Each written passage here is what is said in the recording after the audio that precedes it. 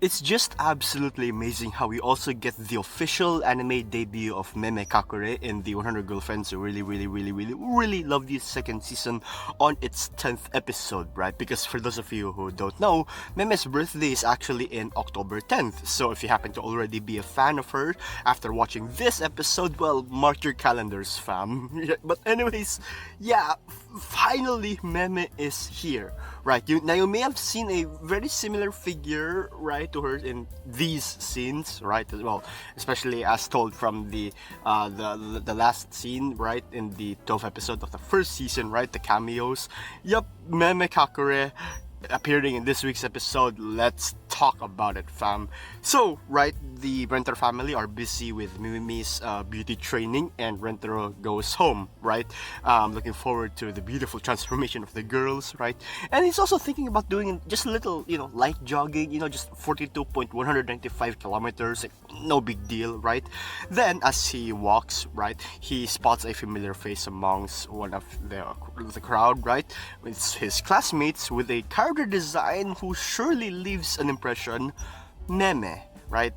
Leaves an impression for sure, fam. But yes, yeah, character design wise, Meme is really meant to look like a sort of mob character, right? Background character, so to speak, who doesn't stand out, bangs covering her eyes, right? Very, dark color palette, right? Nothing that really stands out too much. But she does kind of stand out a lot, right?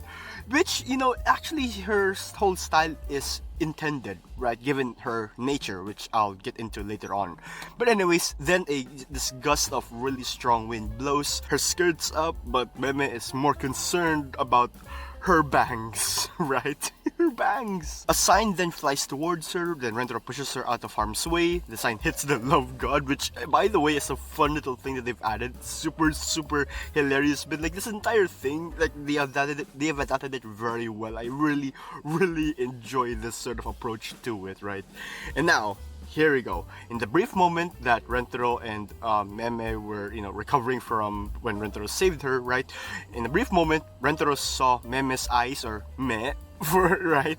And then boom, zing. Now the thing about Meme, fam, is that she is a very shy person, right? Someone who doesn't want to stand out, because she is someone who is actually very pretty, underneath all the bangs and that sort of dark monotone-ish clothing, right? She's someone who is super cute and with a very stylish figure to boot, right? An attribute that every person, that really loves, right? Really wants to point out, really wants to praise, and has an attribute that makes one person or one stand out, right?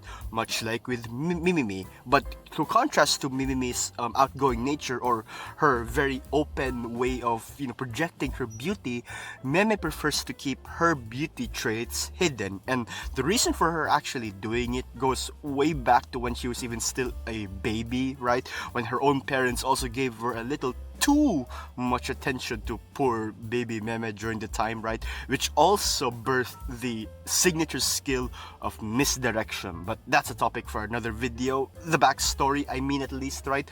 But yeah, going to misdirection, right? I really love the fact that how they've added or animated the fact that, that Nakamura Sensei cameo, right? Absolutely amazing, right? Nakamura Sensei, again, for those of you who don't know, is this manga's author. And yeah, taking inspiration from a particular series, then you have Meme's whole misdirection gimmick or gimmick that she does throughout the series. It's really cool that they've added again that cameo of Nakamura Sensei. And yeah, the misdirection itself, I really love it. This plushy switch jutsu, right? All of the scenes of it are super cute, and just seeing them being animated, yeah, I really love it, right? Sound effects and all, right? And anyways, after running around from Rentaro, misdirecting everywhere, right? Our man finally finds her and answers her confession, right? Both confess to each other, and boom, we now have Meme and Rentaro locked in, fam. Now, man, from the previous alone, right?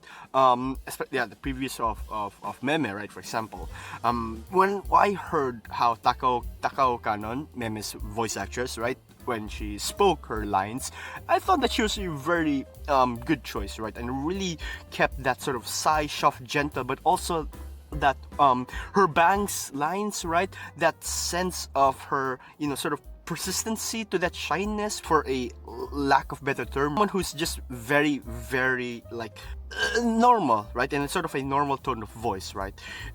Who's also very, shaky, for again, for lack of better term, right? It's a voice that I would certainly expect from Meme, right? Jittery, yeah, I think that's the word I'm looking for, kinda, right? Jittery voice, but yet at the same time also projecting sort of someone who is very shy, right? Very soft and shy. That's the sort of persona and voice that I would expect from Meme. And throughout the episode, actually, Takao-san carries her personality super, super well, right? In her shy moments, the bashful moments, that normal tone voice of hers, right? And whenever she's like stuttering, for example, right? It's really something good that fits her perfectly, and I really, really love the entirety of her voice acting, right? Absolutely incredible. Now, Meme, indeed, in essence, right, is a character with a whole lot of good qualities to her, right? And I'm really super happy that this episode showed that very well, right? Hopefully it also really, it did indeed got across the fact that Meme also has, again, like hobbies, right? Knitting, for example, someone who is very, gentle, normal, but also due to her nature of being shy, yep, that's sort of the quirk that she has to her, right? And yes, indeed, she's really got more than two amazing peak perks to her, fam, that even surpasses that of Kakure by one level. But if you know, you know. So yeah, now that that's finished, we've had our heartfelt moment between Rentaro and Meme, right?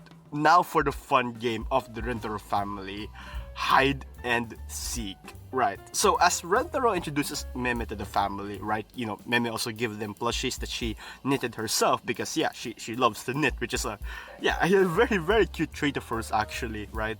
Something very fitting for her, if I may say. So now they go play this game of hide and seek, which of course, when a new girlfriend, a new family member is on board the Rentaro family, right? The Rentaro family has to do some activity related to that girlfriend's unique traits or unique circumstance, for example, right?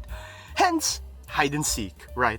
And man, I absolutely love this chapter, right? I enjoyed this chapter when I first read it, and they've adapted it super, super well. And yeah, sure, acknowledge that they've missed and actually changed a few parts here and there, not only in this chapter but even in the previous episode, right? There's a few parts that I wish they've adapted, but yeah, either way, they really captured the entirety of focusing on Meme and Rentaro's moments, right? Which is cool. But in this chapter, either way, the entire adaptation of it was absolutely magnificent, right? Iku and Mei bonding, right?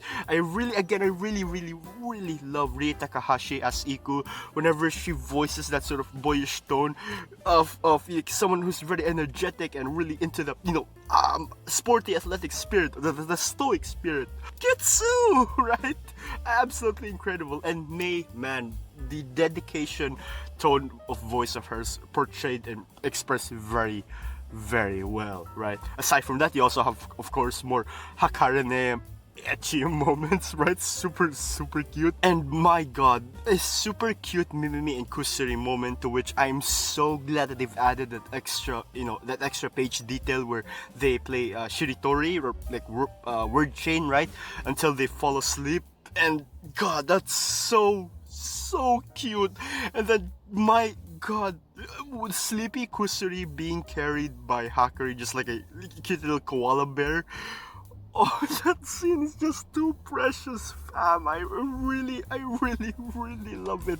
They've the beauty indeed of anime adaptations, right? Combining the elements of voice and animation to create something super cute, my god. And you know what else is cute, right? That precious box of jewels that is a Shizuka and Nano, box. Absolutely beautiful. And of course, fam, you really could not forget that Hahari and Kurumi moment. Delivered absolutely perfectly, right? Giving it really that amped up energy of Hahari being super excited, right? And then of course you have also that scene when Hyakkano was like, it was a bit, embarrassed, right? Ashamed, so to speak. I don't know, embarrassed, yeah. And then all of the girlfriends are also patting her head like, don't mind, it's okay, it's okay. Oh my god. And of course, in the last scene when Meme was found, Rentaro having to smoothly give her that kiss, man, that was beautiful. Something else indeed. I really love it.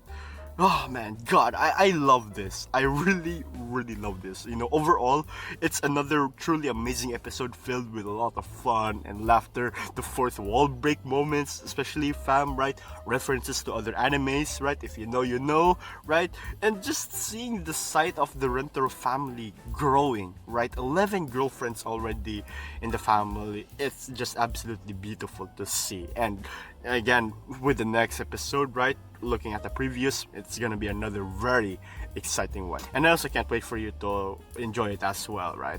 So yeah, with that being said, thank you so much for listening, fam. If you love Hyakkano as much as I do as well, feel free to give this video a like and subscribe to my channel for more Hyakkano content, right? I love you all so much, fam. Take care, and yeah, I'll see you to the next video. Mwah.